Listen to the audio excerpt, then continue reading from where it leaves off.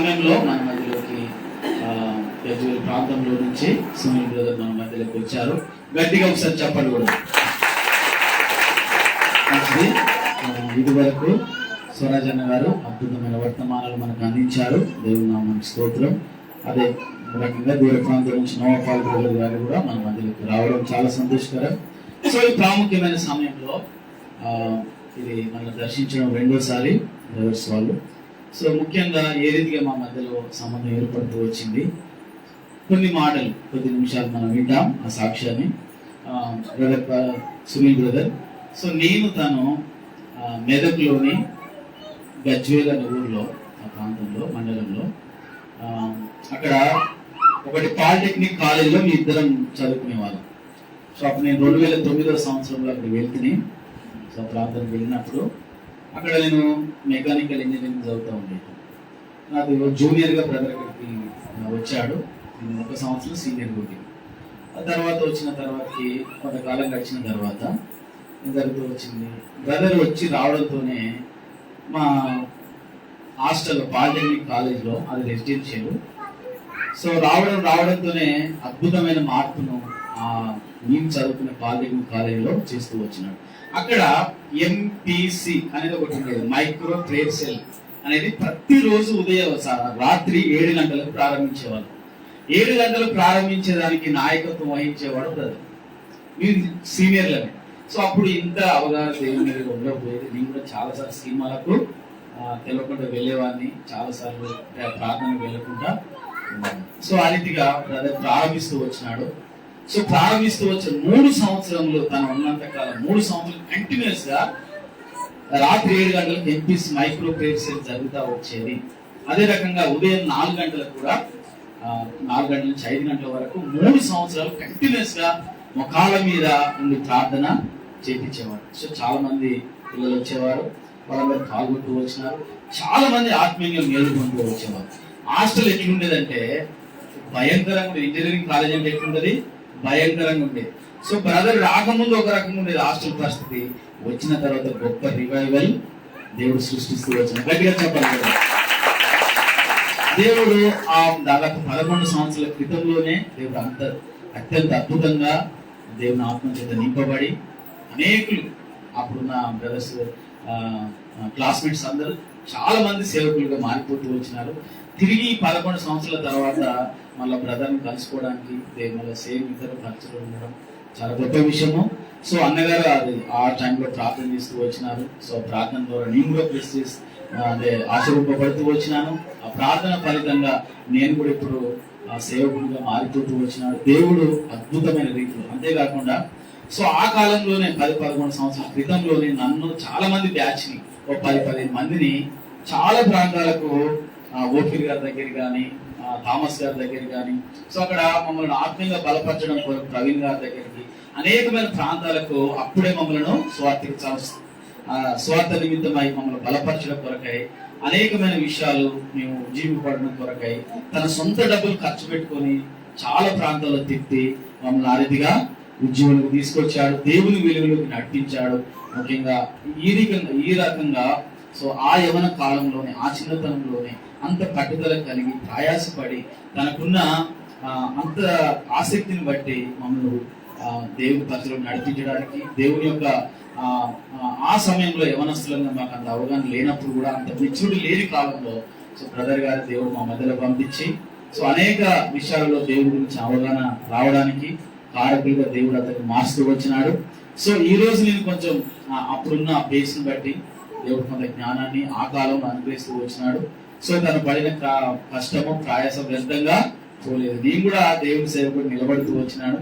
కాబట్టి నేను నిలబడడానికి కూడా నా వెనక ఎంతగానో బ్రదర్ యొక్క ప్రయాసం, అనేకమైన బుక్స్ ఇచ్చి చిన్నప్పుడే నాతో చాలా విషయాలు, దేవుని విషయాలు తర్కిస్తూ ఏది సత్యము, ఏది కరెక్ట్, ఏది రాంగు, ఏది రైట్ అని అనేక విషయాలు తన సమయాన్ని వెచ్చించి నాకు జూనియర్ అయినప్పటికీ కూడా నాతో కలిసి చాలా విషయాలు మా హాస్టల్లే ఉద్యోగంగా మార్చుతూ వచ్చినాడు. సో కాబట్టి సో ఇంతగా తను ఆసక్తి పరుడై దేవుని పరిచయలో ఈ టైంలో కూడా చాలా ప్రాంతాలకు, మన ఢిల్లీ కూడా ఈ స్టేట్ లో చాలా ప్రాంతాలు, పక్క స్టేట్ చాలా స్టేట్స్ లో కూడా దేవుని యొక్క వాక్యం అపోస్తలుడైన పౌలు వలె వాక్యంతో వాళ్ళు ఎక్కడికి వెళ్ళినా వాక్యంతో ఏం చేస్తున్నారు?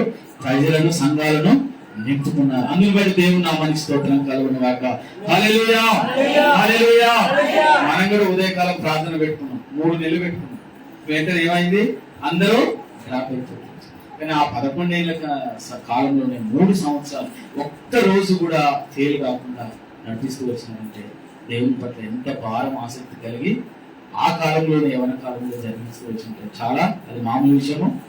కాబట్టి ఆ రీతిగా దేవుడు ఇంకా అన్నగారిని అనేకమైన ప్రాంతాలకు ఆశీర్వాదకరంగా దేవుడు మన స్వరాజన్ అయితేనే, నోపాల్ గారిని అయితే, సో దేవుడు విరిగా వెళ్ళి ఇంకా అనేకమైన ప్రాంతాలలో అపోస్తలుడైన పౌలు వలె, శీల వలె, పేతురు వలె దీన్ని వాడుకోవాలని నా తరపున, సంఘం తరపున హృదయపూర్వకంగా వేడుకుంటూ ఈ సమయంలో గట్టిగా వారికి చప్పట్లు కొడదాం. సో ఇంతగా కాబట్టి ఈ విషయాన్ని గమనించండి. సో ఈ రీతిగా నాకే గారు అనేకులకు ఆశీర్వాదకరంగా సునీల్ బ్రదర్ మారుతూ వచ్చినాడు. సో ఇప్పుడు ఈ మధ్యలో టిఫిన్ చేస్తున్నప్పుడు మేము ఆ ఫోటో చూసినాం. సో ఫోటోస్ దానిలో స్వరాజ్ అన్న కూడా ఉన్నాడు. దేవుడు నామానికి అది 2011 డిసెంబర్ 31 దిగిన ఫోటో కూడా ఇప్పటికి ఉన్నది. సో చాలా వందనాలు. ఇలాంటి వ్యక్తులు చాలా అరుదుగా ఉంటారు. దేవుడు నామానికి మహిమ కలుగును గాక. సో ఇంతటి పరిచర్య. సో దీన్ని బట్టి మనం ఏం నేర్చుకోవాలంటే మన సంఘంలో కూడా యవనస్తులుగా మనం కూడా దేవుని యొక్క పనిలో బహుగా ప్రయాసపడాలి. దేవుడు అనేకులకు ఆశీర్వాదకరంగా అన్నగారిని మార్చుతూ వచ్చినాడు. సో మనం కష్టపడితే, ప్రయాసపడితే మన జీవితంలో మనం కూడా గొప్ప ఆత్మీయ ఆశీర్వాదాలు, అనేకులకు ఆశీర్వాదకరంగా దేవుడు కూడా మళ్ళీ మార్చాడు. కాబట్టి సో ఆ రీతిగా అన్నగారి యొక్క ఈ చిన్న సాక్ష్యాన్ని సో ముగిస్తాను. గట్టిగా చెప్పండి కూడా. మంచిది. దేవుని నామానికి మహిమ కలుగును గాక. మన ప్రాముఖ్యమైన సమయానికి వచ్చాం. ఇంతవరకు ఆరాధనలో నడిపిస్తూ సహాయపడుతూ వచ్చిన సహోదరులకు వందనాలు. దయచేసి గమనించండి, ఈ సమయంలో మనం బల్లను గురించిన వర్తమానం 10 నిమిషాలు మనం వింటాం. జాగ్రత్తగా వాక్యాన్ని వినండి. అన్నగారు అద్భుతంగా వాక్యాన్ని బోధిస్తూ వచ్చినారు. సమయం కరెక్ట్ 1 అవుతుంది. ఒక అరగంట 40 నిమిషాలు వాక్యాన్ని వింటాం. ఈ సమయంలో మన మధ్య ఉన్న సునీల్ బ్రదర్ కు వాక్య పరిచయం అందిస్తాను. గట్టిగా చప్పట్లు కొట్టింది.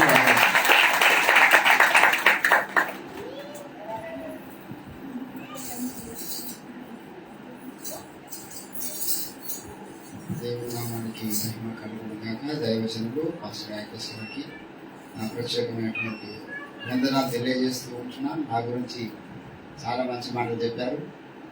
మరి వారిని కూడా దేవుడు ఆశీర్వదించాలి. అన్నగారు నేను అప్పటి నుంచి కూడా అన్నాను అంటారు. నాకన్నా చిన్నవాడైనా విద్యా రీత్యా ఆయన నాకన్నా పెద్దడు. నేను మధ్యలో ఒక 5-6 సంవత్సరాల గ్యాప్ తెచ్చుకున్నాను స్టడీస్లో. అన్నగారు మాకు సీనియర్గా ఉండేవారు.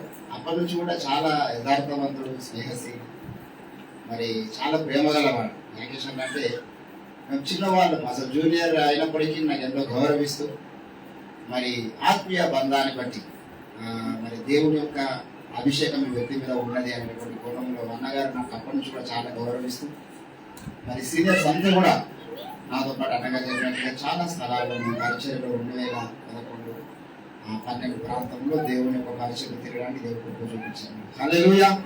వారు ఇచ్చినటువంటి మంచి సాక్ష్యం బట్టి వారు కూడా నా గురించి ప్రార్థన చేస్తున్నారని నమ్ముతూ ఉంటున్నాను. వారిలో దేవుడు ఇచ్చినటువంటి కృతజ్ఞత భావాన్ని బట్టి కూడా దేవుడు స్తుతిస్తూ ఉంటున్నాను. హల్లెలూయా. మరి ఈ ప్రాంతానికి వారు పరిచయం వచ్చారు. చాలా దూరం నుంచి నిజంగా సేవకుడుగా ఆయన ఈ మూమెంట్ తీసుకోవడం అనేది నాకు చాలా చలించి వేసింది అనమాట. ఎందుకంటే ఈ లోకంలో ఏదైనా వృత్తి చేసుకుని హ్యాపీగా తన కుటుంబం, తన భార్య, పిల్లలు బ్రతకవచ్చు. చదువుకున్నవాడు, విద్యావంతుడు, జ్ఞానవంతుడు యాకేష్ బ్రదర్ ఏదైనా మంచి వెల్ సెటిల్డ్ జాబ్లో సెట్ అవ్వచ్చు.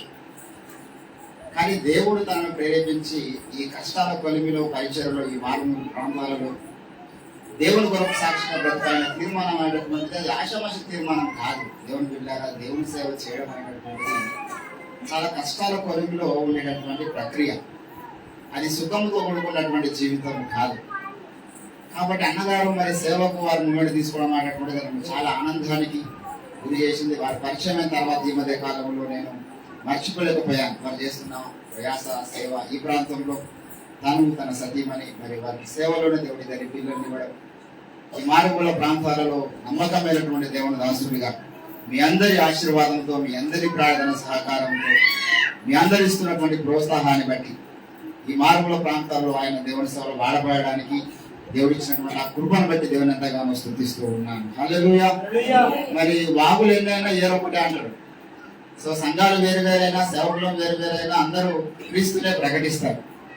అన్నగారు కూడా క్రీస్తు పట్ల మరి దృఢమైనటువంటి విశ్వాసం, ప్రేమ కలిగినటువంటి వ్యక్తి స్వార్థ పరిచర్య పట్ల నిజంగా వారిని బట్టి నేను దేవుని స్తుతిస్తూ ఉంటున్నాను. అంతేకాదు ఈ పరిషపల్లి గ్రామ సంఘ సభ్యులకు, పెద్దలకు, ప్రతి ఒక్కరికి ప్రత్యేకంగా యవన బిడ్డలు చాలా అద్భుతంగా ఆరాధన చేయించాలి. ఇంకా వారిని దేవుడు అభిషేకించాలి, వాడుకోనాలి. మంచి వాయిద్యాలు వాయిస్తూ చాలా మంది మరి స్త్రీ సమాజం యొక్క కనబడుతుంది ఇక్కడ. హల్లెలూయా. కొంతమంది ఇప్పుడు లోపల మరియమ్మలు వాకి వింటున్నారు, బయట కొంతమంది మార్తమ్మలు వంటలు చేస్తున్నారు. సో మరియమ్మలు ఉన్నారు, మార్తమ్మలు ఉన్నారు, యవనులు కూడా ఉన్నారు ఇక్కడ. హల్లెలూయా. సో మంచి కుటుంబం లక్షపల్లి గ్రామ సంఘము, మంచి ప్రేమగల కుటుంబం, ప్రేమగల సంఘం. మరి యాగేష్ బ్రదర్ ద్వారా ఇక్కడ బలపడుతూ ప్రోత్సహించబడుతూ వీరు నడిపిస్తున్నటువంటి ఆ యొక్క దేవాది దేవుడికి నేను కృతజ్ఞతాస్తుతులు చెల్లిస్తూ ఉన్నాను. హల్లెలూయా. దేవుని బిడ్డలారా, ఈ యొక్క కార్యక్రమం మరి ఆన్లైన్ ద్వారా కూడా వెళ్తుంది. నా యొక్క ఇంటర్నెట్ లో నాకున్నటువంటి పేజ్ నుంచి వెళ్తుంది. నా యూట్యూబ్ ఛానల్ కూడా దాన్ని పెడతా. ఈ పరిషపల్లి గ్రామంలో మనతో దేవుడు మాట్లాడినటువంటి ఈ మాటలు కానీ ఆన్లైన్ లో కొన్ని వేల మందికి అన్ని దేశాల్లో ఉన్న వాళ్ళు కూడా ఈ యొక్క ఫేస్బుక్, యూట్యూబ్ల ద్వారా మనం ఈ పరిషపల్లి గ్రామంలో జరుగుతున్న స్తుతి, ఆరాధన, ప్రార్థన, ఇక్కడ మనం పంచుకుంటున్న ప్రేమపూర్వకమైనటువంటి వాతావరణ పరిస్థితులు అన్ని కూడా ఇది దేశానికి, ప్రపంచానికి ఆశీర్వాదం ఉండాలని మీరు అందరూ ప్రార్థన చేయండి. నా ఫేస్బుక్ ఐడిలో మీరు కూడా గత 11-12 సంవత్సరాలు నా సేవా జీవితం ఫుల్ టైం మినిస్ట్రీని మరి 11 సంవత్సరాలుగా ఈ సేవా జీవితంలో అనేక స్థలాలలో దేవుడు తన కృపను బట్టి వాడుకున్నాడు. నేను పాస్టర్ స్వరాజ్ గారు ఈ జైరాబాద్ ప్రాంతము, ఇటు బీదర్, అటు కర్ణాటక కూడా చాలా స్థలాల్లో మేము పరిచయం చేశాం. దేవుడు నాకు ఇచ్చిన కృపను బట్టి అవన్నీ కూడా మీకు అద్భుతమైనటువంటి ప్రసంగాలు నా యూట్యూబ్ ఛానల్లో, అదేవిధంగా నా ఫేస్బుక్ ఛానల్లో కూడా లభిస్తాయి. దయచేసి విజిట్ చేయాల్సిందిగా ప్రేమతో మనం చేస్తుంటున్నాను. హల్లెలూయా. మరి నాకు దైవజనులు సమయం ఇచ్చారు. క్లుప్తంగా ఈరోజు ప్రేమ విందు ఉంటుంది, తర్వాత ప్రభు రాత్రి భోజన సంస్కారం ఉంటుంది, చాలా కార్యక్రమాలు ఉన్నాయి కనుక మనం క్లుప్తంగా దేవుని యొక్క వాక్యమును ధ్యానం చేసుకుందాం. సునీల్ ఇవాంజలిస్ట్ అనేటువంటి ఫేస్బుక్ పేజ్ లో మీరు నా అనేక కార్యక్రమాలు, సేవా కార్యక్రమాలు చూడవచ్చు. అపోస్తుల కార్యం క్లుప్తంగా దేవుని యొక్క వాక్యాన్ని ధ్యానం చేసుకుందాం. దైవజనుడు రాకేష్ గారి కొరకు మా ముందు ప్రార్థన ఎప్పుడు ఎల్లవేళలా వారికి, వారి కుటుంబానికి ఉంటుందని ఈ సందర్భంగా తెలియజేస్తూ ఉంటున్నాను. దేవుని వాక్యంలోకి వెళ్దాం. అపోస్తుల కార్యము 13వ అధ్యాయం. Thank you Jesus. అపోస్తుల కార్యము 13వ అధ్యాయము 36వ వచనము నేను చదువుతున్నాను, దయచేసి శ్రద్ధగా ఆలకించండి. దావీదు దేవుని సంకల్పము చొప్పున తన తరము వారికి సేవ చేసి నిద్రించి తన పితరుల యొద్దకు చేర్చబడి కుళ్ళిపోయేను గాని దేవుడు లేపిన వాడు కుళ్ళు పట్టలేదు. చదవబడిన లేఖన భాగమును దేవుడు మన వినికిడిలో ఫలింపచేయును గాక. ఆమేన్. చిన్న ప్రార్థన చేద్దాం. స్తోత్రం తండ్రి, నీ ఘనమైన నామములు వందనాలు. మా ప్రియులు, మిత్రులు యాకేష్ బ్రదర్ ని బట్టి స్తోత్రాలు. ఈ బలమైన కార్యక్రమానికి పూనుకోవడానికి మీరు ఇచ్చిన ఘనమైన ప్రేరణ కొరకు నీ వందనాలు తండ్రి. నీ పని కొరకు తమ్ముడు ప్రతిష్ఠించుకొని ఉంటుండగా ఈ అభిషేకం లేకపోతే మేము సేవల ముందుకు సాగలేమయ్యా. మీరు అప్పగించిన సంఘాన్ని ఈ న్యాయపీఠ మీదుట సిగ్గుపడనక్కలేని పనివానిగా మమ్మల్ని, మా సంఘాన్ని కాపాడబడడం అనేటువంటిది ఎంతో గొప్ప పోరాటం. దుష్ట శక్తులు నా తండ్రి మమ్మల్ని ముందుకు సాగలేకుండా అడ్డగిస్తూ ఉంటాయి. రాష్ట్రం మీరు అభిషేకించాలి. మారుమూల ప్రాంతాలలో ఘనమైన సేవ నా తండ్రి వందలాది కుటుంబాలను మీరు అనుగ్రహించి నడిపిస్తున్న మీ పరిచయ కొరకు మీకు స్తోత్రాలు. తనను తన సతీమణి మీరు ఆశీర్వదించాలి. తనకు మీరు ఇచ్చినటువంటి బహుమానాలు, కుమారుని బట్టి, కుమార్తెను బట్టి మీకు స్తోత్రాలు. బలమైన దేవ, తనకు మంచి ప్రేమ గల సంఘాన్ని మీరు ఇచ్చినారు, ఆదరించే సంఘాన్ని మీరు ఇచ్చినారు, బలపరిచే సంఘాన్ని మీరు ఇచ్చినారు. సంఘములందరినీ కూడా మీరు అభిషేకించండి, ఆశీర్వదించండి. సంఘంలో యవనస్తులు, యవన స్త్రీలను, వృద్ధులను అందరినీ మీరు పేరు పేరున జ్ఞాపకం చేసుకున్నాం, ప్రార్థన చేస్తూ ఉంటున్నాం. చదవబడినటువంటి లేఖన పరిశుద్ధ భాగం ద్వారా నాతో మీరే మాట్లాడి మీ బలహీన రాష్ట్రాలు మీరు అభిషేకించి పరలోకం నుంచి సందేశాన్ని విడుదలచ్చు. యేసుక్రీస్తు నామమున ప్రార్థన చేస్తూ ఉంటున్నాం తండ్రి. ఆమేన్. హల్లెలూయా. ప్రభునందు నాకు చింత ప్రియులారా, మరి వేదిక మీద ఉన్నటువంటి దైవజనులు, పెద్దలు నవపాల్ గారికి, స్వరాజ్ గారికి నా ప్రత్యేకమైన వందనాలు. వారు కూడా దేవుడి సేవలు అనేక ప్రాంతాల్లో బహుబలంగా దేవుడి చేత వాడబడుతూ ఉన్నటువంటి దైవజనులు. హల్లెలూయా. దేవునికి స్తోత్రం. ప్రభునందు ప్రియులారా, చదవబడినటువంటి లేఖన పరిశుద్ధ భాగంలో దేవుడు మాట్లాడుతూ ఉన్నాడు. దావీదు గురించి దేవుడు సాక్ష్యం ఇస్తూ ఉన్నాడు. ఏమని సాక్ష్యం ఇస్తున్నాడయ్యా అంటే, దావీదు దేవుని సంకల్పము చొప్పున సేవ చేశాడు. దావీదు జీవించినటువంటి కాలంలో క్రీస్తుకు పూర్వం 1000 ఏళ్ల నాడు జరిగినటువంటి సంభవం. ఆ కాలంలో ఆ సమయములలో దావీదు దేవుని యొక్క సంకల్పాన్ని గుర్తించినటువంటి వ్యక్తిగా మనము గమనిస్తూ ఉంటాం. దావీదు దేవుని సంకల్పాన్ని గుర్తించినాడంటే అర్థం ఏమిటంటే, దావీదు జీవించిన కాలంలో దేవునికి ఒక సంకల్పం ఉన్నది, దేవునికి ఒక చిత్తము ఉన్నది అనే విషయాన్ని మనం మొదట గ్రహించాల్సినటువంటి అవసరత ఉన్నది. దేవుని బిడ్డలారా, దావీదు జీవించిన కాలంలో దేవునికి సంకల్పం ఉన్నట్లుగానే ఈరోజు నీవు నేను మనము కడవరి దినాల్లో జీవిస్తున్నటువంటి మన జీవితంలో మనం ఉన్నటువంటి దినాలలో కూడా దేవునికి ఒక సంకల్పము ప్రత్యేకంగా ఉంటుంది. దేవుని యొక్క సంకల్పం అనేటువంటిది గుర్తించడం మనము నేర్చుకోవాలని ప్రభు మాట్లాడుతూ ఉన్నాడు. దావీదు దేవుని సంకల్పము చొప్పున సేవ చేసినట్టు గుర్తించకుండా సేవ చేయలేడు. మొదట గుర్తించడం నేర్చుకోవాలంటాడు. అందుకే ఎఫెసీ పత్రిక 5వ అధ్యాయం 15వ వచనంలో, దినములు చెడ్డవి గనుక మీరు సమయమును పోనీయక సద్వినియోగము చేసుకొనుచు అజ్ఞానుల వలె కాక జ్ఞానుల వలె నడుచుకొనుచు ప్రభు యొక్క చిత్తమేందో మీరు తెలుసుకోవాలండి, గ్రహించండి. First of all we should know what is the will of God in this generation, this time. How should we know this is the plan, this is the will of God, this is from God, this is the God's plan, which is the way to మనం తెలుసుకోవాల్సినటువంటి పద్ధతి ఏమిటి? ఇది దేవుని చిత్తం అని ఎట్లా చెప్తాము? దావీదు చెప్పినాడు, స్పష్టంగా దావీదు చెప్పినాడు. దావీదు గురించి దేవుడు చెప్పినాడు. దావీదు అన్నాడు, నేను దేవుని యొక్క చిత్తానుసారంగా కొనసాగుతున్నాను అన్నాడు. 40 కీర్తనలో మనందరికీ తెలిసిన వ్యక్తిగత సాక్ష్యం 7-8 వచనాల్లో, నా దేవుని యొక్క చిత్తము నెరవేర్చుట నా సంకల్పం అయి ఉన్నది అంటాడు దావీదు. గ్రంథపు చుట్టలో వ్రాయబడిన ప్రకారం దేవా నీ చిత్తం నెరవేర్చుటకు నేను వచ్చితిని అని 40 కీర్తన 7వ వచనంలో చెప్పబడ్డ ఆ మాట, 7వ వచనంలో చెప్పబడ్డ మాట మరి ఎబ్రీ పత్రిక 10వ అధ్యాయం 7వ వచనంలో అంటాడు. పౌలు పరిశుద్ధాత్మ ద్వారా దావీదు గారు చెప్పాడు కదా, గ్రంథపు చుట్టలో వ్రాయబడిన ప్రకారం దేవా నీ చిత్తం నెరవేర్చుకుంటుంది అన్నాడు కదా. యేసు ప్రభు జీవించిన దినాల్లో దేవుని యొక్క సంకల్పం నెరవేర్చినాడు. యోహాను సువార్త 4వ అధ్యాయం 34వ వచనంలో అంటాడు మన ప్రభువైన క్రీస్తు.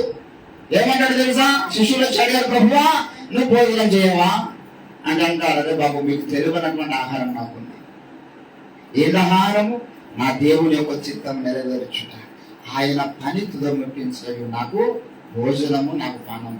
అంటే దేవుని యొక్క సంకల్పాన్ని స్పష్టంగా ఎరిగినటువంటి వ్యక్తి మన ప్రభు అయిన క్రీస్తు శరీరధారి అయిన దినాల్లో నా తండ్రి ఇష్టం నెరవేర్చుకుని వచ్చానంటాడు. అదే యోహాను సువార్త 6వ అధ్యాయము 38వ వచనంలో, నా తండ్రి చిత్తం నెరవేర్చుకు వచ్చాను. ఈరోజు నీవు నేను మనలో ఎంతమందికి చెప్పగలుగుతాం, నేను దేవుని యొక్క చిత్తాన్ని నెరవేరుస్తున్న భూమి మీద? దేవుని యొక్క చిత్తం నెరవేర్చే వారు ఉండాలి. అంటే మనం దేవుని యొక్క చిత్తం ఎరిగిన వారమై ఉండాలి. దావీదు జీవించిన కాలంలో ఉన్నట్లుగా ఇప్పుడు దేవుని సంకల్పం ఉండదు. బాప్తిసం ఇచ్చేవాడు జీవించిన కాలంలో ఉన్నట్లుగా ఇప్పుడు దేవుని సంకల్పం ఉండదు. ఆదిమ సంఘము కలిగి ఉన్నటువంటి దినాలలో ఉన్నటువంటి దేవుని సంకల్పం ఇప్పుడు ఉండదు. దేవుని యొక్క సంకల్పం మారుతూ ఉంటుంది అంటాడు. హబక్కూకు 3వ అధ్యాయం 2వ వచనంలో అంటాడు, దేవా సంవత్సరములు జరుగుచుండగా నీ కార్యములు నూతన పరచుము, సంవత్సరములు జరుగుచుండగా వాటిని మాకు తెలియజేయుము. దేవుని యొక్క సంకల్పం మారుతూ ఉంటుంది. దేవుని యొక్క సంకల్పం గుర్తించకపోతే ఏమైందంటే దేవుని బిడ్డలారా, మన ప్రయాస వ్యర్థమైపోతుంది. మన ప్రయాస వ్యర్థమవుతుంది. ఇజ్రాయేల్ జనాంగము దేవుని కొరకు పెద్ద మందిరం కడుతున్నారు. ఎవరి కొరకైనా మందిరం కడుతున్నారంటే దేవుని కొరకు కడుతున్నారు. భూమి ఎవరు కట్టినది పెద్ద మందిరం కడతారు, మేము దేవుని కొరకు అన్నారు. నిర్గమకాండం 25వ అధ్యాయము 8వ వచనంలో, నాకు ఒక మందిరం మీరు నిర్మించండి అంటే పూనుకున్నారు మీరు దేవునికి మందిరం కట్టడానికి. కానీ 1 పేతురు పత్రిక 2వ అధ్యాయం 7వ వచనంలో అంటారు, మీరు ఎవరి కొరకైతే మందిరం కడుతున్నారో ఆ మందిరంలో మీరు ఒక రాయిని ధృవీకరించినారు. ధృవీకరించబడ్డ రాయి మూలము తలరాయి. దేవుని కొరకు మందిరం కడుతూ దేవుని ధృవీకరించారు. Because they don't know what is the will of God. దేవుని యొక్క చిత్తము తెలియకుండా దేవుని కొరకు మందిరం కడుతున్నారు అనుకున్నారు. వారు దేవుని శిక్షణగా కడుతున్నాం అనుకున్నారు, దేవుని పక్కకి పెట్టి కడుతున్నారు. అందుకే అంటాడు 150వ కీర్తనలో, యెహోవా ఇల్లు కట్టించని యెడల దాన్ని కట్టు వారి ప్రయాస వ్యర్థము అని అర్థమైంది. అర్థమేదండి. అది మనం కట్టుకున్న ఇళ్ళ గురించి అంటున్నాడు దేవుడు. ఎవరైనా ఇల్లు కట్టుకున్నా, చిన్న ఇల్లు కట్టుకున్నా, మనం పాస్టర్లు వెళ్ళి ఇల్లు కట్టించలేదని కట్టు మన ప్రయాస వ్యర్థం మన వాక్యం చేస్తాం. కానీ మన ఇళ్ళ గురించి కాదు. మనకన్నా పెద్ద పెద్ద బంగ్లాలు, బిల్డింగ్లు దేవుడు నమ్మని వారే కడుతున్నారు కదా, అని దేవుడు కట్టిస్తున్నాడా? యెహోవా కట్టిన ఇల్లు ఒకటి ఉండదు భూమి మీద. దేవుడు కడుతున్నటువంటి ఇంటిలో నీ పాత్ర ఉండాలి. దేవుని యొక్క సంకల్పం అంటే అది. దేవుడు కొరికే మందిరం కడుతున్నారు, కట్టడం ఆపలేదు. కానీ దేవుని యొక్క చిత్తానుసారంగా కట్టడం లేదు. యెహోవా కట్టించిన ఇల్లు వీళ్ళు కడుతున్నారు పని పూనుకొని. యెహోవా వద్దన సేవలు చేస్తున్నారు పని పూనుకొని. దేవుని చిత్తానికి వ్యతిరేకంగా పరిచర్యలు ప్రారంభిస్తున్నారు పని పూనుకొని. మన ప్రభువైన క్రీస్తు అంటాడు యోహాను సువార్త 16వ అధ్యాయం 2వ వచనంలో, మిమ్మల్ని చంపు ప్రతివాడు తాను దేవునికి సేవ చేస్తున్నాం అనుకుంటాడంటాడు. క్రీస్తు భక్తుల్ని సంతో హింసిస్తూ సంఘానికి ఘోర చిత్ర హింసలు పెడుతూ పౌలు అనుకున్నాడు నేను దేవుని సేవ చేస్తున్నాను అనుకున్నాడండి. పౌలు దర్శించబడకన ముందు దేవుని చేత, ఎన్కౌంటర్ చేయకన ముందు దేవుని చేత ఆయన అనుకున్న ఉద్దేశం ఏం తెలుసా? ఎంతమంది క్రీస్తు భక్తుల్ని, క్రీస్తు శిష్యుల్ని ఈడ్చుకొని వచ్చి అడుగుల నుంచి ఆడవారిని మగవారిని ఈడ్చుకొచ్చి రోడ్డు మీద తనానికి చంపేశాడు, చిత్రహింసలు పెట్టినాడు. పౌలు సౌలుగా ఉన్నప్పుడు ఆయన ఏమనుకున్నాడు తెలుసా? నేను దేవుని సేవ చేస్తున్నా, నేను దేవుని యొక్క సంకల్పాన్ని ధర్మశాస్త్రం నెరవేరుస్తున్నా. ఈరోజు చాలా మంది దేవుని బిడ్డలారా దేవుని యొక్క సంకల్పానికి విరోధంగా కొనసాగుతూ, దేవుని యొక్క చిత్తానికి విరోధంగా ప్రయాణము కొనసాగించుకుంటూ మేమంతా మన దేవుని యొక్క చిత్తాన్ని జరిగిస్తున్నాం. నీ జీవితంలో దేవుని యొక్క సంకల్పం ప్రారంభించేటటువంటి వేదిక నువ్వు బాప్తిసం పొందిన దినాన ప్రారంభించబడుతున్న దేవుని యొక్క సంకల్పం. లూకా సువార్త 7వ అధ్యాయము 38వ వచనంలో అంటాడు, చదవండి దయచేసి ఎవరన్నా. అందరూ వచ్చి బాప్తిసం పొందుతున్నారంట, కానీ కొంతమంది రాలే బాప్తిసం పొందడానికి. లూకా సువార్త దయచేసి 7వ అధ్యాయము 29-30 వచనాలు, ప్రజలందరూ వచ్చి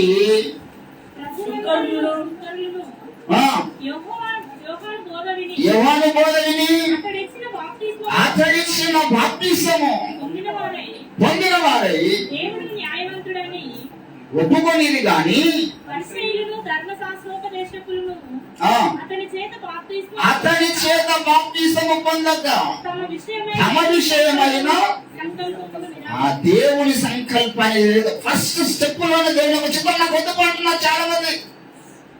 దేవుడు మాట్లాడినప్పుడు బాప్తిసం పొందకుండా, ఇదే సరైన దినము, నేడే అనుకూల సమయం బాబు, ఇదే రక్షణ దినము, యేసు ప్రభు నీతో మాట్లాడుతున్నాడు. యొక్క మధ్యాహ్న కాల సమయంలో నన్ను బాప్తిసం పొంది నీ పాపాలకు ప్రాయశ్చిత్తం పొందుకో, నీ గురించి ఆయన చేతులుగా పిలుస్తున్నాడు. This is the right time to get baptism in your life. Have you ready to receive Jesus Christ in your heart? అని సేవకుల ద్వారా అనేక సార్లు దేవుడు పిలిచినప్పుడు ఇది నాకే అని అనుకుంటారు మనసులో యవనస్తులు, రక్షణ పొందిన వారు. కానీ ఇప్పుడే ఎందుకు, ఇంకా కొంత ఎంజాయ్ చేయాలి. చాలా మంది యవనస్తులను అడిగానండి చాలాసార్లు, బ్రదర్ ఇంకెందుకు నువ్వు బాప్తిసం పొందకుండా, రక్షణ పొందకుండా నిర్లక్ష్యం చేస్తున్నావు? ఇంకొన్ని పనులు చేయాలన్నా, ఇప్పుడే ఖానా పీనా మజానే గుజారిత్ కన్నా, యవన కాలము పోతే మళ్ళా రాదు. ఏం చేసినా యవన ప్రాయంలో ముసలిమైన ఎంజాయ్ చేస్తామా? ఎంతమంది కళాకారులు పాటలు రాశారు, ఎవడొకటి రాశాడు. అప్పుడు అన్ని అబ్జర్వ్ చేస్తూ ఉంటాం. దేవుని సార్ అంటే ఆడు ఆడు చిందులు ఆడు, ఓ పిల్ల పోతే మళ్ళీ రా తీయడానికి రాసినాడు. ఏం సినిమా అంటే అర్థమైంది. ఎవరి కన్నులు ఎంజాయ్ చేయ బాగా సాధారణ కోరికలు పుట్టిస్తారు. అదే ఇంతజానికి ఎందుకు రక్షణ, ఇంతజానికి ఎందుకు అమ్మాయి రక్షణ, నువ్వు సుఖపడాల్సింది, నువ్వు ఎంజాయ్ చేయాల్సిందిగా చాలా ఉంది. నువ్వు మళ్ళా దేవుని నమ్ముకోవడానికి వంట చేయవు కదా, పాపకార్యాలు చేయవు కదా, నిష్ఠానుసరంగా బ్రతుకోవు కదా అని వాళ్ళు ఏం చేస్తారంటే ఆ మొదటి స్టెప్ లోనే నువ్వు దేవుని యొక్క సంకల్పానికి విరోధంగా రూపు తీసుకుంటే అట్లా చేస్తాడు సార్. నువ్వు ఆ రోజు రక్షణ పొందితే దేవుడు తన చిత్తం నెరవేర్చుకుందాం అనుకుంటాను నీ ద్వారా. నువ్వు అనుకుంటావు నీ తర్వాత ఇంకో 1 నెలలకు తీసుకుంటా, అప్పుడు ప్రణాళిక మారిపోతుంది. ఇంకొక వ్యక్తి ద్వారా తీసుకుందాం అనుకుంటావు, అప్పుడు ప్రణాళిక మారిపోతుంది. బాప్తిసం చివరి ద్వారా బాప్తిసం పొందాలి, అదే టైంలో పొందాలి. టైం దాటిపోయిన తర్వాత పొందిన నీ పట్ల దేవుని యొక్క ప్రణాళిక నెరవేరదు. నీ జీవితంలో దేవుడి సంకల్పం ప్రారంభించబడాలంటే నీవు ఆ విధేయత దేవుడు మాట్లాడినప్పుడు ఉండాలి. ఎప్పుడైనా నువ్వు దేవుని యొక్క మాట నిలబడతావో నీ యవ్వన జీవితాన్ని పాప కోరికలకు కాకుండా, నీ యవ్వన బ్రతుకుని లోకాశలకు కాకుండా దేవునికి సమర్పిస్తావు, అర్పించుకుంటావు సజీవ యాగంగా నీకు నీవు. అప్పుడు అనుకుంటాడు దేవుడు, వీనితో నా ప్రణాళిక నెరవేర్చుకుంటాను. వీడి సార్లు నాకు దావీదులాగా నా సంకల్పం నెరవేర్చినప్పుడు చాలా అనుకుంటాడు దేవుడు. దేవుని బిడ్డలారా, రక్షణ పొందినప్పుడు నీ యొక్క జీవితంలో దేవుని యొక్క చిత్తం ప్రారంభించబడుతుంది. అనుదినము దేవుని యొక్క చిత్తం తెలుసుకుంటూ ప్రార్థన పూర్వకంగా ముందుకు సాగుతూ ఉండాలి. రక్షణ పొందిన దేవుడు పిలిచినాడు. ఎందుకు పిలిచినాడు? తన యొక్క రూపంలోనికి మార్చడానికి, తన పరలోక రాజ్య మహిమను అనుగ్రహించడానికి పిలిచినాడు కదా. ఏ రీతిగా బ్రతకాలి తండ్రి? ఏ రీతిగా నా యొక్క ఆత్మ జీవితంలో కొనసాగాలి? ప్రార్థన చేయకుండా ఉంటే దేవుడిని వాడుకుంటానా? పాపాన్ని ద్వేషించకుండా ఇంతకుముందు అయ్యగా చెప్పినట్లుగా యోసేపు లాగా పాపాన్ని చూసి పారిపోకపోతే దేవుని వాడుకుంటాడా? ఎవరి కాలం ఎవరెచ్చలను ఎవరి కోరికలను తొలగించుకొని నా ప్రభు కొరకే నేను బ్రతుకుతానని నేను చంపుకుంటాను అని ఎప్పుడైతే నువ్వు కమిట్మెంట్ తీసుకుంటావో నీ జీవితంలో ప్రణాళిక ప్రారంభించబడుతుంది, ముగించబడదు. ప్రారంభించబడుతున్న ప్రణాళిక, ప్రారంభించబడుతున్న దేవుని యొక్క చిత్తము దినదినము నీ మనస్సు మారి నూతనగా కూడా వల్ల కొనసాగుతూ ఉంటుంటే దేవుడు రోజు కాస్త తన సంకల్పాన్ని బయలుపరచువాడై ఉన్నాడు అంటాడు. రోమా 12వ అధ్యాయంలో 2వ వచనంలో అంటారు, మీ మనస్సు మారి నూతనమవుట వలన మీరు రూపాంతరము పొందండి, అంతేకాదు మీరు పరిపూర్ణమై ఉన్న దేవుని యొక్క చిత్తం ఏందో తెలుసుకున్నట్లు అంటాడు. అంటే మీరు దేవుని యొక్క చిత్తము తెలుసుకోవాలంటే దేవుని బిడ్డలారా దినం మీ మనస్సు మారాలి. ఏదో బాప్తిసం పొందిన మార్మనసు పొందింది కాదు. ప్రతిరోజు తప్పన పైన దాని నుంచి నీ మనసు నుండి, హృదయాన్ని, చూపులను, నీ కోరికల్ని, నీ యొక్క శరీర సుఖాన్ని తిప్పుకుంటూ చంపుకుంటూ రావాలి. పౌలకి మేము వరకు సిద్ధమైన గొర్రె పిల్లల వలె ఉన్నాం అక్కడ అంటారు. రోమా 12:1 ఏమన్నాడండి? సజీవ యాగముగా అన్నాడు. అందుకే దేవుని యొక్క చిత్తం ఎరిగిన వాడు ఏం చేస్తాడో తెలుసా? దేవుని యొక్క సంకల్పాలు ఎరిగిన వాడు ఏం చేస్తాడో తెలుసా? సజీవ యాగముగా తనను తాను దేవునికి సమర్పించుకుంటాడు. సజీవ యాగం, లివింగ్ సాంక్టిఫికేషన్. ఇప్పుడు యాగం అంటేనే చచ్చిపోయిన దాన్ని కాల్చేది. యాగంలో ఒక మేకను తీసుకెళ్తే దాని తలగే తీసేసి కట్టెల మీద పెడితే మండాలి, అది యాగం. అప్పుడు యాగాలు అట్లా చేసేది. యాగం చేయాల్సిన పద్ధతి అది. కనుక పోవాలంటున్నాడు, మనము సజీవ యాగముగా, మనకి ఇష్టం ఉండదు అది, చంపుకోవడం నేర్చుకోవాలి. బ్రతికున్నాను, దినదినము చనిపోవచ్చున్నాను. యేసుక్రీస్తులో నువ్వు సజీవంగా ఉండాలంటే, దేవుని యొక్క చిత్తమైన పరీక్ష తెలుసుకోవాలంటే నువ్వు సజీవ యాగంగా దేవుడిని సమర్పించుకోవడం. ఇదిగో నా చేతులు విధానం, వేటిని తాకడం నీ చిత్తమో వాటినే తాకాలి. నా కళ్ళని వేటిని చూచుట నీ చిత్తమో వాటిని నా కళ్ళు చూడాలి. ఇదిగో నా సర్వ శరీరం, నా నాలుక, నా పెదవులు వేటిని మాట్లాడడం నీ చిత్తం. ఏది మాట్లాడితే నువ్వు సంతోషపడతావు అవే నా పెదవులు మాట్లాడాలి. ఎంత అద్భుతమైన సమర్పణ. చాలా మంది భక్తులు స్తోత్రించు. మొదటి పాట, సజీవ యాగముగా మా శరీరము సమర్పించి, సజీవ యాగముగా మా శరీరము సమర్పించి సంపూర్ణ సిద్ధి నొందా శుద్ధాత్మను. చాలా మందికి దేవునికి హృదయం ఇవ్వడం వెరీ సింపుల్ అండి. హృదయం ఇచ్చినాడు సొలొమోను, శరీరం ఇవ్వలేకపోయింది. హృదయం ఇవ్వడేమో దేశయ్యా ఇదిగో నా హృదయం తండ్రికి సమర్పిస్తున్నాను, వెరీ సింపుల్. శరీరం ఇవ్వడం చాలా కష్టం. హృదయం ఇచ్చి శరీరం ఇవ్వకపోవడం వల్లనే సొలొమోను జీవితంలో 700 మంది భార్యలు 300 మందిని ఉంచుకున్నాడంట. మామూలు మనిషి, దీర్ఘదర్శి, ప్రార్థన పరుడు, సమర్పణ, ప్రతిష్ఠిత వ్యక్తి. ఆయన దేవుడు గర్భంలో ఉన్నప్పుడు ఎన్నిక చేసుకున్న వ్యక్తి. శరీరం ఇవ్వలేకపోయినాడు, హృదయం ఇచ్చినాడు. హృదయం అందరిస్తారు, శరీరం ఇష్టం కావాలి. దేవుడు యొక్క సంకల్పం మీ జీవితంలో దేవుడు తన సంకల్పం జరిగించుకోవాలంటే సజీవ యాగంగా సమర్పించుకున్న వారిని దేవుడు తన సంకల్పం బయలుపరుస్తారనే విషయాన్ని దేవుడి బిడ్డలారా, ఇంతవరకు జనరల్ మెసేజ్. ఇది మనందరికి ఉపయోగకరమైనటువంటి మెసేజ్, ఉపయోగకరమైనటువంటి హెచ్చరిక, ప్రోత్సాహకరమైన హెచ్చరిక, రేపబడే హెచ్చరిక, పడిపోయిన స్థితి నుంచి లేచి పరిగెత్తడానికి ఉపయోగపడేటువంటి హెచ్చరిక. ఇక ముందుకైనా నా శరీరాన్ని సమర్పిస్తా దేవుని కొరకని తీర్మానం తీసుకోవడానికి ఉపయోగపడే హెచ్చరిక. ఇంతకాలం నీ శరీరం దేవునికి అనుకూలంగా లేదేమో. క్రైస్తవ బిడ్డలకు ఉన్నటువంటి లక్షణం ఏంటంటే, ఇంతకుముందు అన్న ప్రసంగంలో గుర్తించారు, మనము తప్పు చేయడం వేరు. మనం తప్పు చేస్తే గొర్రెపిల్లగా తప్పు చేస్తాం. ఇప్పుడు ఒక గొర్రెపిల్ల, ఒక పంది పిల్ల రెండు నోళ్ళ పడాయనుకో, అందులో పంది పిల్ల సంతోషిస్తుందా, గొర్రె పిల్ల సంతోషిస్తుందా? పంది సంతోషిస్తుంది. ఎందుకు సంతోషిస్తుంది పంది అంటే దానికి దుర్గంధమే ఇష్టము, ఆ మోరే ఇష్టం. అక్కడనే దేవుడు స్తుతిస్తుంది, దేవ ఎంత మంచి గర్వ పంపించినావని. కానీ గొర్రె పిల్ల దాని అంటాడు, నేను గొర్రె ఇవ్వలేదని. నేను తప్పిపోవడం లేదు. 119 కీర్తన 176 వచనంలో అంటాడు, దేవా నేను గొర్రె వల్ల తప్పిపోతుంది. మనమందరం కూడా అట్లా కొన్నిసార్లు రోడ్డు కూడా పోతుంటే కొన్నిసార్లు కాలు దాన్ని కింద పడతామండి. ఎటు కూడా ఈయన వాడి అని చెప్పేసి మెత్తేసుకుని అనుకుంటామా? ఎప్పుడెప్పుడు ఎవరు కన్నా ముందు గెలిచేద్దామా అనుకుంటారు.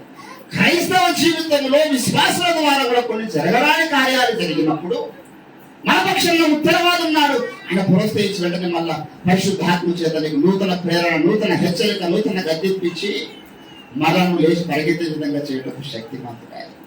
మళ్ళీ నీ శరీరాన్ని దేవుడు సమర్పించినప్పుడు వాడుకోవడానికి ప్రేమ గల వ్యక్తి ఆయన. ఇది మన వ్యక్తిగత జీవితం. కానీ ఈ తరంలో దేవుని యొక్క సంకల్పం మనం గుర్తించాలంటే దానికి నువ్వు ప్రత్యక్షత పొందినటువంటి మనసు కలిగిన వాడవై ఉండాలి. Without having the engagement in your heart, your mind, మనం అది లేకపోతే దేవుని యొక్క సంకల్పం తెలియదు. దేవుని యొక్క సంకల్పం నేర్చుకోవాలంటే ఒక స్ట్రాంగెస్ట్ డిజైర్ మన యొక్క హృదయాలు ఎప్పుడు మండుతుండాలి. ప్రభువా నీ సంకల్పము నాకు తెలియదు. అంత్య దినములలో నిరాకరణ బహు సమీపంగా ఉన్నటువంటి దినాల్లో నేను ఏ రీతిగా కొనసాగాలి నా భక్తి జీవితంలో, which is the way to prepare your Kingdom. అందరూ దేవునికి రాను సిద్ధపడు సిద్ధపడు సిద్ధపడు. అరే ఎట్లా సిద్ధపడడం అంటే ఏంది? వాట్ యు మీన్ బై సిద్ధపాటు అంటే చర్చికి వారం వచ్చి పోతే సిద్ధపడ్డాడునా? ఆయన రాబోతున్నాడు. ఆయన వచ్చినప్పుడు ఈ లోకంలో దేవుళ్ళు దేవతలను పిలువబడుతున్న వారు గజగజగా ఒలిగిపోయే టైం అంట. ఈ లోక దేవతలన్నీ ఆయన ముందరా సాగిలపడి నమస్కరించి గడగడలాడును. ముందని మోకాలన్నీ యేసయ్య ఎదుట వంగిపోను. యేసు రాజుగా వచ్చుచున్నాడు. యేసు ప్రభువు గొర్రె పిల్లలాగా అమ్మలారా నా కొరకు ఏడవకండి అంటే రాడాయని. ఇప్పుడు రెండవ రాకడ ఉండదు. యేసు ప్రభు రెండవ రాకడ సిద్ధపడమంటే ఆశ్చర్య విషయం కాదు. దేవుడు బిడ్డలారా, ఆయన యూదా గోత్రపు సింహముగా రాబోతున్నాడు. కొదమ సింహముగా ఆయన కొంతమందిని దేవుని చిత్తానికి విరోధంగా నడిచిన వారిని వేసి ద్రాక్ష గెలుడు దొరికినాడు. దొరికితే కొన్ని కిలోమీటర్ల దూరం రక్తం పారుతుందంట రెండవ రాకడ సమయం. మళ్ళీ యేసు ప్రభు అప్పుడు అమ్మలారా దీన మనసు ఎంత కొట్టినా సరే కొట్టండ్ర బాబు నా కాలు చేతుల మేకులు అని వదకు సిద్ధమైన గొర్రె పిల్లలాగా రావడం లేదా ఆయన? యేసు ప్రభు రాకడకు సిద్ధపడమని అర్థం ఏంటంటే యేసు ప్రభు రాకడ ముందు ఒక సంకల్పం నెరవేరడానికి దేవుడు సిద్ధపరిచినాడు. ఆ సంకల్పం నీ ద్వారా నెరవేరాలి. ఆ సంకల్పం గుర్తించే వ్యక్తిగానే ఉండాలి. అప్పుడే నువ్వు న్యాయపీఠం ముందు సిగ్గుపడనక్కరని పనివాణిగా ఉంటావు అంటాడు. తిమోతికి రాసినటువంటి పత్రిక 2వ తిమోతి 2వ అధ్యాయం 15వ వచనంలో మనం సిగ్గుపడనక్కర్లేని పనివాణిగా క్రీస్తు న్యాయపీఠం చూడాలంటే ఎవరి కొరకైతే మనం సేవలో ఉన్నామో ఆయన కోరుకున్న సంకల్పాన్ని పక్కకు పెట్టి సేవ చేస్తున్న వారు ఉండొద్దు. ఆ రాయిని తృణీకరించిన వారిగా ఉండొద్దు. అంటే నువ్వు దేవుని యొక్క సంకల్పాన్ని ఎరిగిన వ్యక్తిగా ఉంటే నీ ప్రయాస వ్యర్థం కాదు. నువ్వు సిగ్గుపడవు. రేపు చాలా మంది పరలోక రాజ్యంలో సిగ్గుపడతారు. మన సేవ కాల్చివేయబడుతుంది అంటాడు మొదటి కొరింథీయులకు రాసినటువంటి పత్రిక 3వ అధ్యాయం 15వ వచనంలో ప్రతివాడి సేవ రేపు అందరి జీవితము, అందరి బ్రతుకు, అందరి సేవ, అందరి ప్రార్థన అగ్ని చేత దేవుడు పరీక్షిస్తాడు తీర్పు న్యాయపీఠం ముందు. అక్కడ కొంతమంది సేవ గడ్డి మోపులాగా తీసుకొస్తారు. కొందరు కాలిపోతుంది, మొత్తం బూడిదైపోతుంది. కొందరు గడ్డి, కొందరు కుయ్యకాలు, కొందరు బంగారు, వెండి, వెలగ రాళ్లతో పరిచర్యలు ఆత్మ జీవితాల్లో ఉంటున్నారు అంటాడు అక్కడ మొదటి కొరింథీ 3వ అధ్యాయం 15-16 వచనాలలో. నువ్వు దేవుని యొక్క సంకల్పానుసారమైనటువంటి సేవా జీవితం కలిగి ఉంటే నీ పని కాలిపోదు. ఇప్పుడు బంగారం తీసుకొచ్చి ఎంతసేపు మంటలో వేసి కాలబెట్టడానికి ఏమైనా అవుతుందా? గడ్డి మొక్కలు తీసుకొచ్చి చేయండి, 2 నిమిషాలు బూడిదైపోతుంది. ఈరోజు ఎటువంటి బ్రతుకు, ఎటువంటి సేవ, ఎటువంటి జీవిత విధానం మనం కలిగి ఉన్నా దేవుని యొక్క సంకల్పం అంత్య దినములలో ఒకటి ఉన్నది. దేవుని బిడ్డలారా, ఒక మాట చెప్పి నేను ముగిస్తాను. ప్రకటన గ్రంథం 17వ అధ్యాయము దేవుని యొక్క సంకల్పము అనేటువంటి ఒకటి ఉన్నది.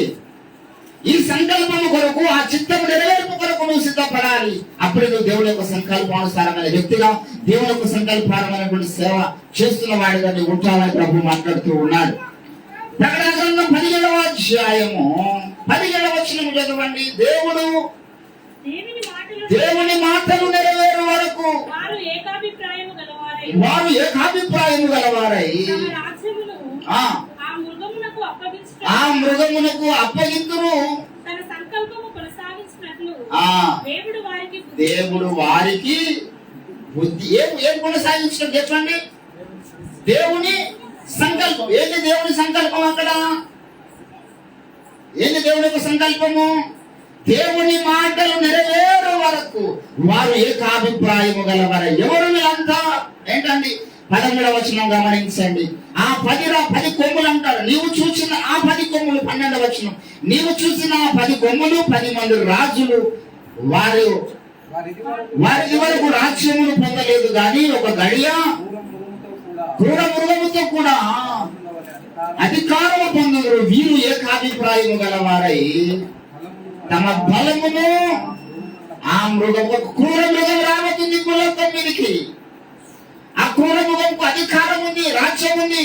ఎన్ని నెలలు అంటే 42 నెలలు పరిపాలించబోతున్నాడు ఈ భూమిని వాడు. ప్రకటన గ్రంథం 13వ అధ్యాయము దయచేసి 5వ వచనం గమనించండి. దంభపు మాటలను దేవదూషణ పలుకు నోరును దానికి ఇవ్వబడెను.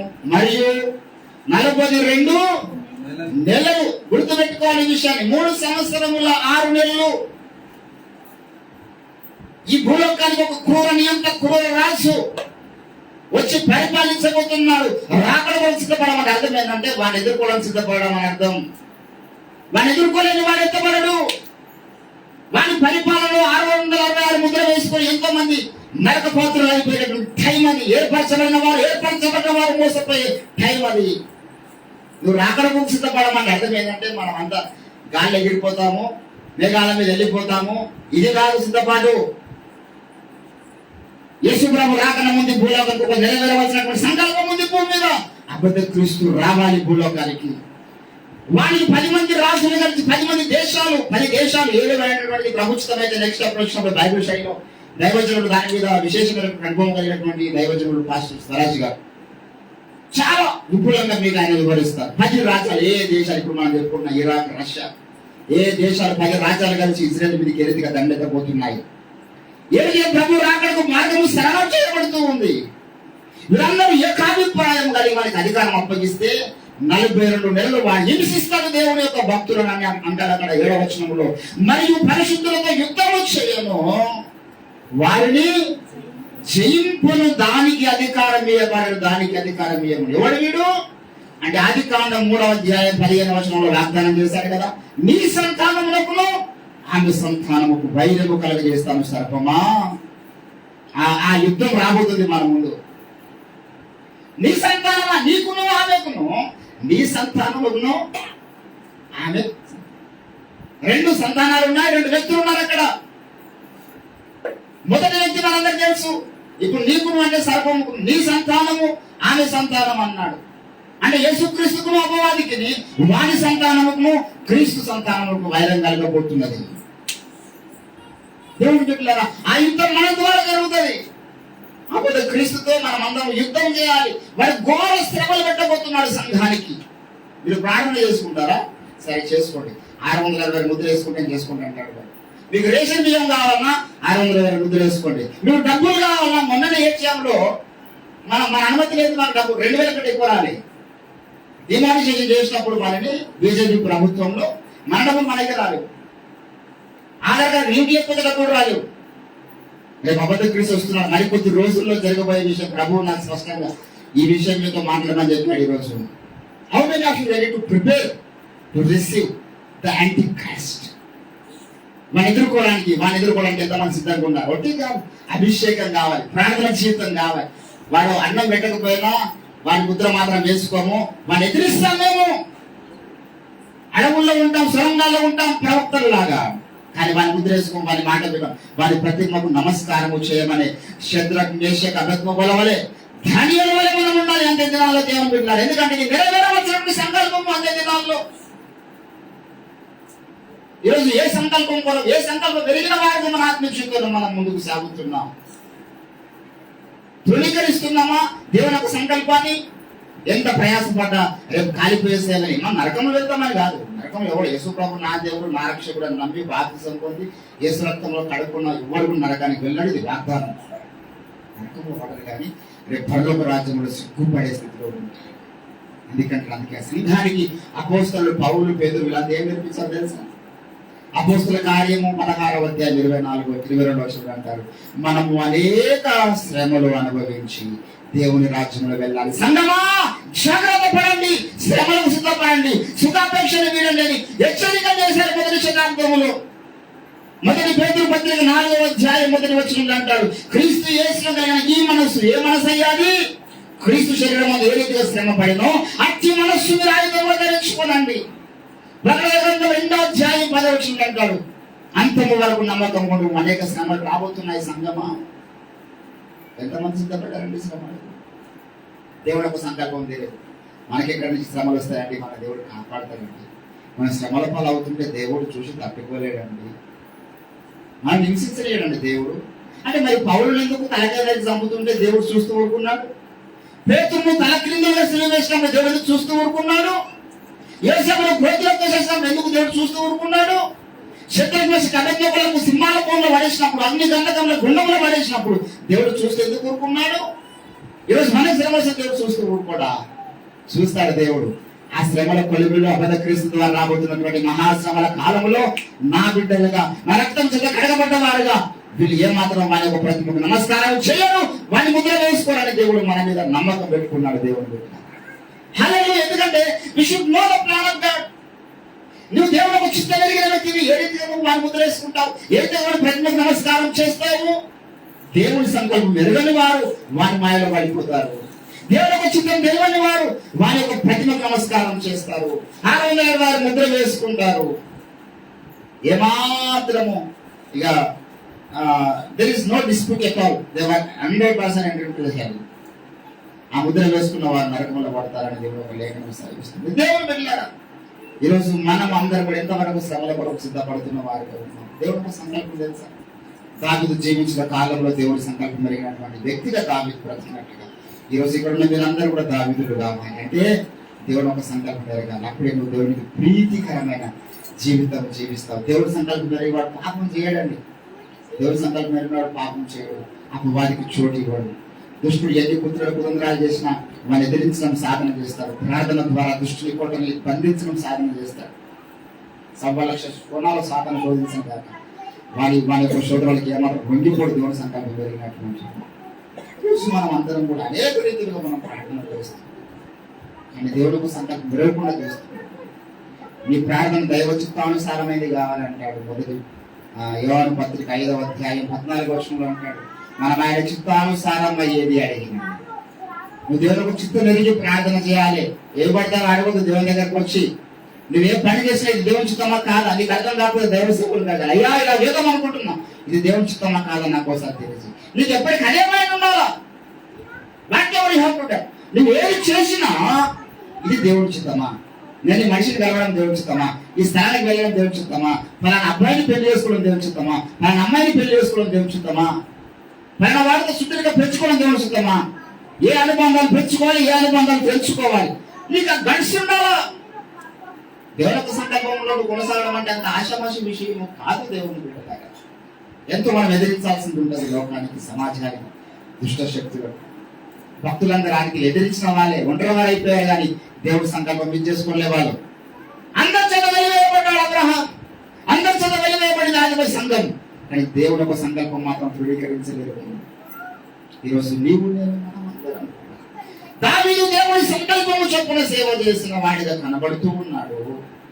ఈరోజు నువ్వెంతగా దేవుని ఉచిత జరిగిన వ్యక్తిగా బ్రతుకుతున్నావు, ఎంతగా ఇష్టపడుతున్నావు దేవుని కొరకు నలిగిపోవడానికి, ఎంత ఇష్టపడుతున్నావు దేవుని కొరకు గాయపడడానికి, ఎంత ఇష్టపడుతున్నావు నా ద్వారా దేవుని ఉచిత నెరవేరా. నువ్వు అనగలుగుతావా? ఈరోజు ఆ ఏప్రిల్ 17లో ఉన్న మాట అనగలుగుతావా? దేవా నీ చిత్తం నెరవేర్చడం నేను ఉన్నానా మనం అంటామా? ఈరోజు అంటే దానిలో దీవించగలవా? దేవుని బిడ్డ బ్రతికిన కొంతకాలమైన దేవుని చిత్తానుసారంగా బ్రతుకుదాం. దేవుని కొరకు మందిరం కట్టినప్పుడు దేవుని మహిమ మనలో రాలేదనుకో, వాట్ ఇస్ ది యూస్? దేవుని మహిమ రాకపోతే కట్టిన వారి ప్రయాసం వ్యర్థం అయిపోతుంది. ఈరోజు నేను మీద ఒక ఆలయం అంటాడు. మనమే దేవుని మందిరము, భౌతిక సమాధాన మందిరం కాదు, మనము దేవుని ఆలయం అయి ఉన్నామంటాడు పౌలు భక్తులు కొరింథీయులకు రాసినటువంటి పత్రిక 5వ అధ్యాయం 16వ వచనంలో. నీవు దేవుని ఆలయం, నీలో నివసించాలి. నేను దేవునికి ఒక టెంపుల్ గా మారాలంటే నువ్వు వాక్యానుసారంగా నీ యొక్క మందిరాన్ని కట్టుకునే వ్యక్తిగా ఉండాలి. ఆయన ధృవీకరించొద్దు, ఆయన సంకల్పాన్ని ధృవీకరించొద్దు. ఈరోజు ఒక నూతన తీర్మానం తీసుకుని ప్రభువా నీ సంకల్పం నాకు తెలియజేయండి. ఈ కడవరి దినాలు అంత్య దినాల్లో మేము కొనసాగుతున్నాం. నీ సంకల్పంలో మేము ఉండాలి. నీ సంకల్పానుసారమైనటువంటి విధంగా మా జీవితాలు సిద్ధపడాలి, మా సంఘం సిద్ధపడాలి. మేమందరం కూడా ఎత్తబడి గుంపులో ఉండాలంటే మా ముందున్నటువంటి ఆ క్రూర నియంత్రణ ఎదుర్కోవడానికి సిద్ధపడాలి. అదే సిద్ధపాటు, అదే దేవుని యొక్క రాకడకు సిద్ధపాటు, అదే నా తండ్రి అంత్య దినాల్లో నీ యొక్క సంకల్పమని మాతో మాట్లాడినావు. అటువంటి కృపా జ్ఞానం మాకు దయచేయండి తండ్రి. మనమందరం ఒక నూతన తీర్మానం తీసుకుందాం రండి. ప్రభు కొద్ది మాటలు మన వెనుకల్లో ఫలింపచేయనట్లుగా చిన్న ప్రార్థన చేసుకుందాం. అందరం కూడా కన్నులు మూసుకుని దేవుని యొక్క సన్నిధానంలో దేవుని బిడ్డలారా, దేవుని యొక్క సంకల్పం ఎరిగిన వ్యక్తులుగా మనం అందరం కొనసాగాలని ప్రభు మనతో మాట్లాడుతూ వచ్చినాడు. అడుగు ప్రభువా నాకు నీ సంకల్పము తెలియజేయండి తండ్రి. నేను సత్యము మిస్ అవ్వకూడదు ప్రభువా. అంత్య దినాలలో అయ్యా 103 కీర్తన చెప్పినట్లుగా దేవుని యొక్క చిత్తం నెరవేర్చే బలశూల ధన్నులను ఉండాలి. మీ ఆత్మకార్యం జరిగించండి, నన్ను అభిషేకించండి. నీ సంకల్పాన్ని నాకు బయలుపరచండి అయ్యా. నాకు ఏ యోగ్యత లేదయ్యా నీ సంకల్పాన్ని తెలుసుకోవడానికి, కానీ కృప చేత నాకు బయలుపరచండి. హల్లెలూయా, హల్లెలూయా, హల్లెలూయా, హల్లెలూయా. తండ్రి నీ సంకల్పానుసారమైన జీవితం నాకు దయచేయండి. ఒక నూతన తీర్మానం తీసుకుంటూ మనం ప్రభువును స్తుతిద్దాం. ఎందుకంటే మరికొద్ది క్షణాల్లో మనం ప్రభు యొక్క శరీరానికి రాబోతున్నాం, ప్రభు యొక్క రక్తానికి రాగబోతున్నాం. దేవుడు బిడ్డలారా, మనం దేవుని యొక్క సంకల్పం ఎరగని వారిగా ప్రభు యొక్క విదేశాలకు వెళ్ళొద్దు. దేవుని యొక్క చిత్తం ఎరగని వారిగా మనం ప్రభు యొక్క విదేశాలకు వెళ్ళొద్దు. Let us take a new decision in the presence of God today. Hallelujah, hallelujah, hallelujah, hallelujah.